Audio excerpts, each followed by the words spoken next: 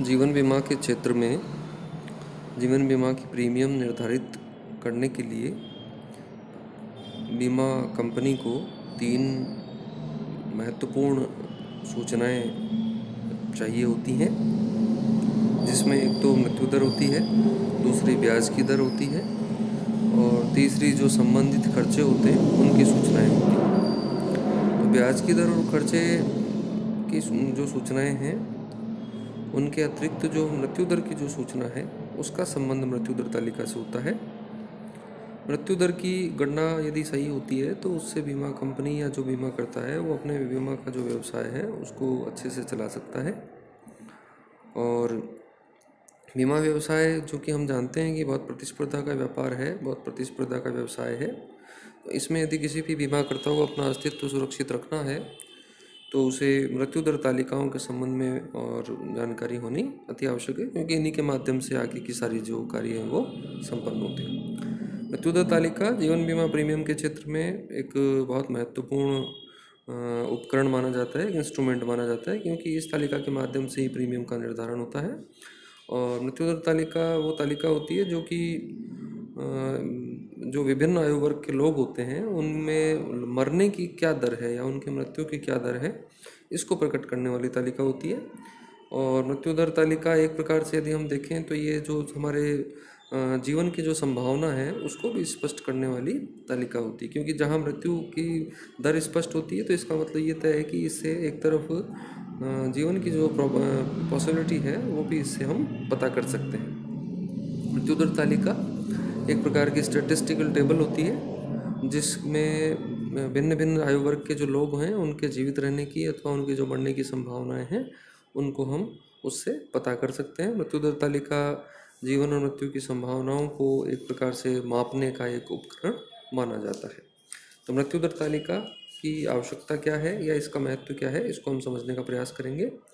मृत्यु दर तालिका के माध्यम से जो बीमा करता है वह प्रीमियम निर्धारित करता है, तो ये प्रीमियम निर्धारण का एक आधार माना जाता है। मृत्यु दर तालिका प्रीमियम निर्धारण का प्रमुख आधार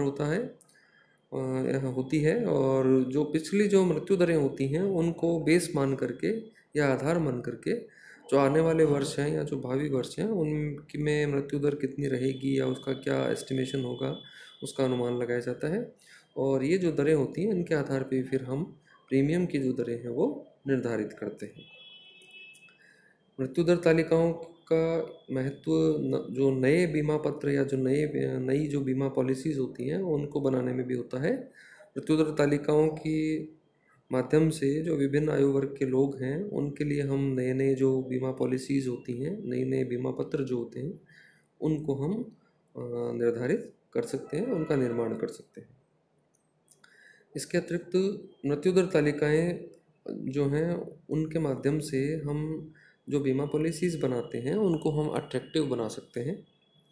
क्योंकि मृत्यु दर तालिकाएं जिस आयु वर्ग से संबंधित होती हैं उस आयु वर्ग में मृत्यु की दर क्या है उसके माध्यम से ये चीज़ स्पष्ट होती है। तो उस आयु वर्ग के जो लोग होते हैं उनके लिए हम किस प्रकार से बीमा प्रीमियम कम रख करके और हम बीमा पत्र तैयार करें, उसको कैसे अट्रैक्टिव हम बना सकते हैं, तो इस काम में भी हमें मृत्यु दर तालिकाएँ मदद करती हैं। मृत्यु दर तालिकाओं के आधार पर जो बीमा कंपनियों के जो फंड्स होते हैं उनके इन्वेस्टमेंट में भी बहुत आसानी होती है। मृत्यु दर तालिकाओं के आधार पर हम जो आने वाले वर्ष हैं या जो भावी वर्ष होते हैं उनमें हमारे जो क्लेम्स होंगे या दावे होंगे वो कितने होंगे या उनकी संभावनाएं क्या होंगी उनका हम अनुमान लगा सकते हैं। और जो बीमा करता है या बीमा कंपनियां हैं वो जो प्रीमियम होती है उसका इन्वेस्टमेंट कितने समय के लिए उसे करना है या उसे करना चाहिए और ज़्यादा से ज़्यादा इनकम कैसे प्राप्त की जा सकती है, इसके संबंध में भी उसके द्वारा निर्णय लिए जा सकते हैं। मृत्यु दर तालिकाओं के माध्यम से जो हमारी इन्वेस्टमेंट की जो इनकम है उसका भी हम एस्टिमेशन कर सकते हैं, उसकी भी फोरकास्टिंग कर सकते हैं। तो मृत्यु दर तालिकाओं में जो दर होती हैं, मृत्यु की जो दरें होती हैं उनके आधार पर हमें अतिरिक्त जो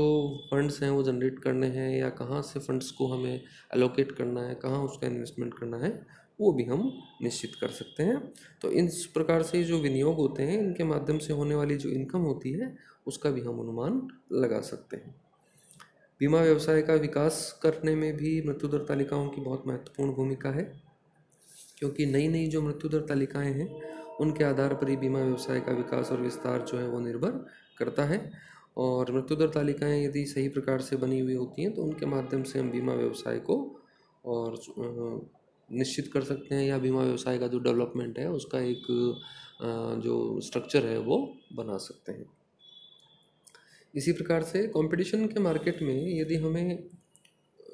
सफल होना है या प्रतिस्पर्धा की स्थिति में हमें अपने आप को बनाए रखना है, तो उसके में भी मृत्यु दर तालिकाएँ हमारे लिए मददगार हैं। यहाँ प्रतिस्पर्धा का संबंध बीमा व्यवसाय की प्रतिस्पर्धा से है। तो बीमा व्यवसाय के क्षेत्र में यदि हम काम करते हैं और यदि हम कंपटीशन में भी अपने आप को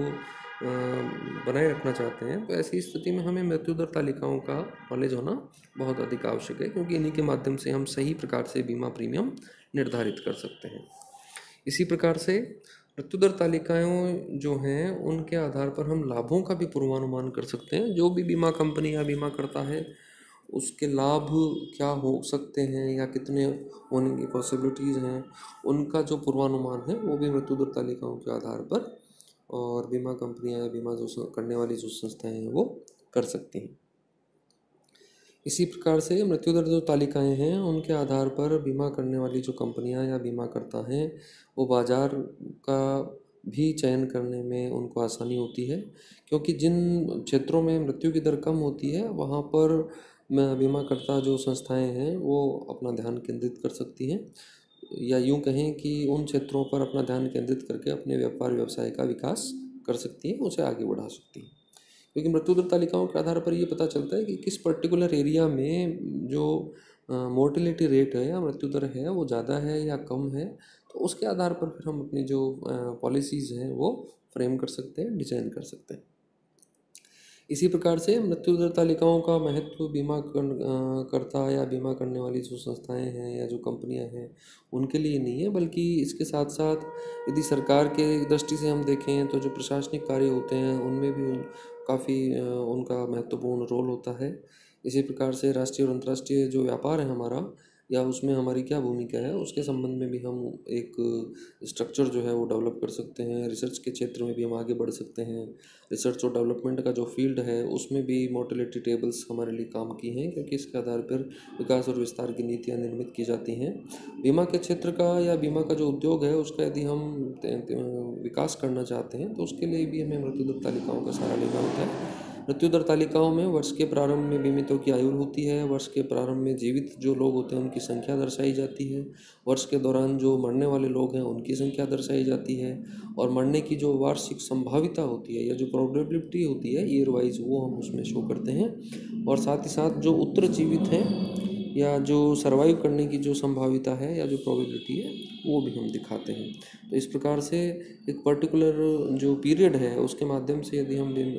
ये जो मृत्यु दर तालिका है यदि उसका इस्तेमाल करते हैं तो हम बीमा के क्षेत्र में प्रीमियम निर्धारण का आधार बना सकते हैं, नवीन बीमा पत्रों का निर्माण कर सकते हैं, आकर्षक बीमा पत्रों का निर्माण कर सकते हैं, बीमा कोष के विनियोग में हमें सुविधा होती है, विनियोग की आय का पूर्वानुमान लगा सकते हैं, प्रतिस्पर्धा में भी हम सफल हो सकते हैं, बीमा व्यवसाय का विकास और विस्तार कर सकते हैं, बीमा के क्षेत्र में लाभों का पूर्वानुमान करने में मदद मिलती है, और हमें किन क्षेत्रों में अपने बीमा व्यापार का विकास और विस्तार करना चाहिए तो उसके लिए हम मार्केट का सिलेक्शन भी कर सकते हैं। और ओवरऑल देखा जाए तो न केवल इंडस्ट्रियल डेवलपमेंट में बल्कि रिसर्च और जो डेवलपमेंट है, इंटरनेशनल ट्रेड या नेशनल ट्रेड है, हमारा घरेलू व्यापार है, सरकार की दृष्टि से जो एडमिनिस्ट्रेशन पॉइंट ऑफ व्यू है, सब जगह पर इसका उपयोग बहुतायत से किया जाता है।